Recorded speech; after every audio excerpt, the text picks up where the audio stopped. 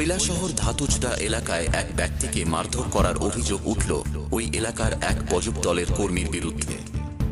সংবাদে প্রকাশ, ওই এলাকার বাসিন্দা ভারতী বাল্মীকি দাস নামে এক মহিলা বিগত 9 মাস পূর্বে প্রধানমন্ত্রী আবাস যোজনার একটি তিনি ঘর পান। জানা যায় ভারতী বাল্মীকি দাসের ব্যাংক অ্যাকাউন্টে ঘরের প্রথম কিস্তি 48,000 টাকা ঢুকে। অভিযোগ, ওই এলাকার বাসিন্দা তথা বজক দলের কর্মী বিজয় হালাম নামে এক ব্যক্তি ভারতী বাল্মীকি দাসকে বোকা বানিয়ে 84,000 টাকা তিনি হাতিয়ে নেন। এর প্রতিবাদ করেন ভারতী বাল্মীকি দাসের ছেলে বাপ্পন বাল্মীকি দাস।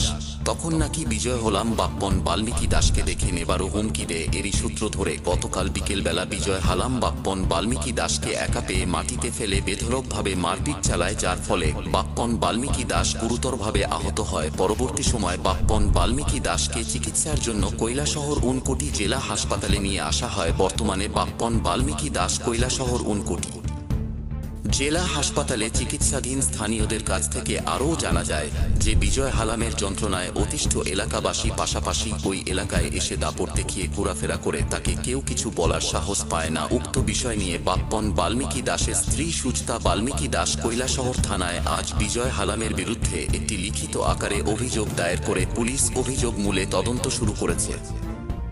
নিজস্ব প্রতিনিধির রিপোর্ট, আর টিভি ত্রিপুরা।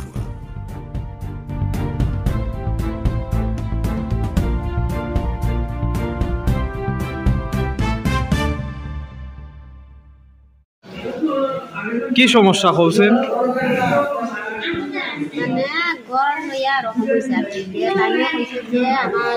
আমার যে শাশুড়ি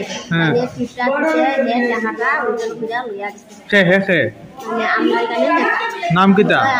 বিজয় হালাম। হ্যাঁ, কত টাকা নিছে? আচ্ছা, এরপরে হ্যাঁ হ্যাঁ তারপরে আমার শাশুড়িরা কইছে যে থাকি আমি তোমার ঘর বানাই দিব, চিন্তা করো না। তাইটা বলছে টাকাটা দিয়া আয়া বুঝতে পারি। তখন তাইনা কইছে যে মামা সামনে তাইনা কইছে যে ভাই এটা কিতা করলে এটা তো হাসটা বালা হলো।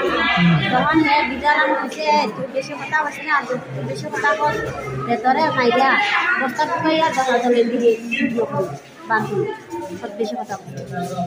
ওই তার অ্যাকশনটা গতকালকে অ্যাকশনটা ওইখানে পাইয়া তার বস্তিতে পাইয়া তারে এরকম মাছ ফুটবলের মতন ক্ষেতের জমিনের মধ্যে ফালাইয়া ইচ্ছা মতে মানে লাগিয়েছে।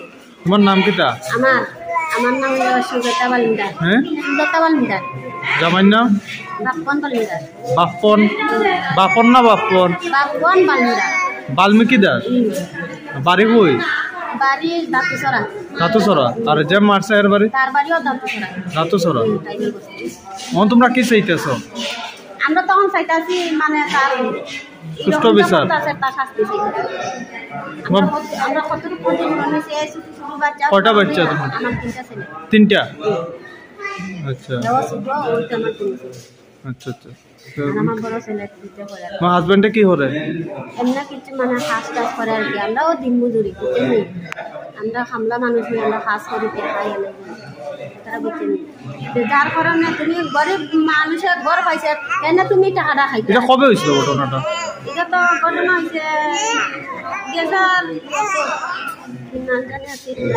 কয় মাস হইব?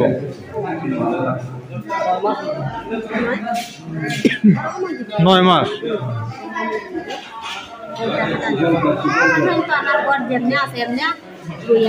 গড়ার তুলা হয়েছে না? এখন আপনারা চাইতে পারেন গিয়া দেখতে পারেন আমরা বাড়ি বুঝছেন, গিয়া দেখেন হয়েছে কিনা বুঝছেন। ওখানে যে টাকাটা নিছে তার মানে আমরা ক্ষতিপূরণও চাই আর তার শাস্তিরও চাই। এ মানে সবসময় মানে এরকম করতেছে রাখছি যা এটা করতে ভরি লাগে টানা হোক ফেস হোক যেসব দেখো আমার কিচ্ছু করতে পারবে না। দেখি তুই কিতা করতে পারো।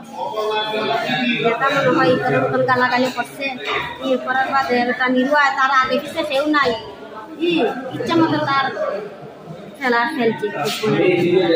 ওখান যেন আমার এই অবস্থা দায়ীটা সে উঠব আমার আমরা এখানে নেতা হয়েছি। কোন দলের? বিজেপির নেতা। এর কারণে একটু মানে মানুষের ভালো লেগে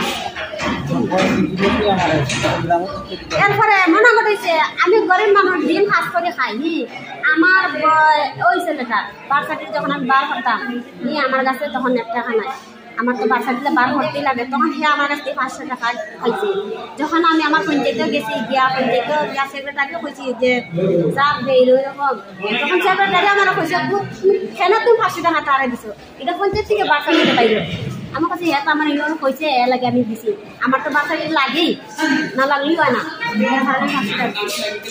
তুমি ভুল করছো কেন তুমি 500 টাকা দিতে তখন আমি স্যার আমি তো জানি না না 500 টাকা খাইতে বড় কথা না খাইলাম এইভাবে মানুষটা খাইলে আমার প্রায় অনেক টাকা খাইছে